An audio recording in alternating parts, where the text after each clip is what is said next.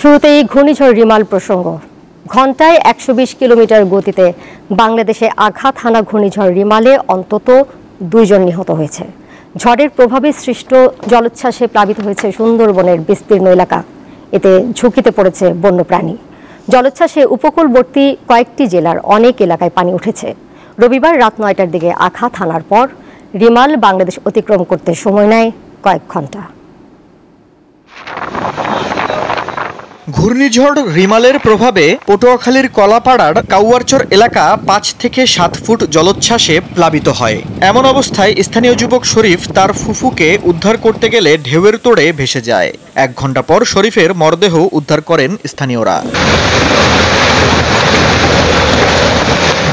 বাগেরহাটের পূর্ব সুন্দরবনের করমজল বন্যপ্রাণী প্রজনন কেন্দ্র ৩ থেকে ৪ ফুট উচ্চতার জলোচ্ছ্বাসে প্লাবিত হয়েছে। মংলার পশুর নদীতে যাত্রীবাহী ট্রলার ডুবির ঘটনায় মংলা ইপিজেডের ১০ শ্রমিক আহত হন।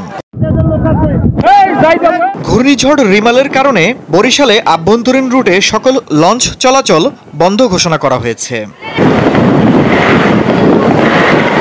ক্ষয়ক্ষতি এড়াতে চট্টগ্রাম সমুদ্রবন্দর, বিমানবন্দর ও বঙ্গবন্ধু টানেলের সকল কার্যক্রম বন্ধ রাখা হয়েছে।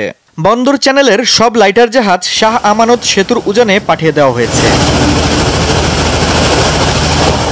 এছাড়া ফেনী, কুমিল্লা, নোয়াখালী, লক্ষ্মীপুর, চাঁদপুর এবং তাদের অদূরবর্তী দ্বীপ ও চরসমূহ মহাবিপদ সংকেতের আওতায় রাখা হয়। আফরিদ হাসান, দীপ্ত বার্তা কক্ষ।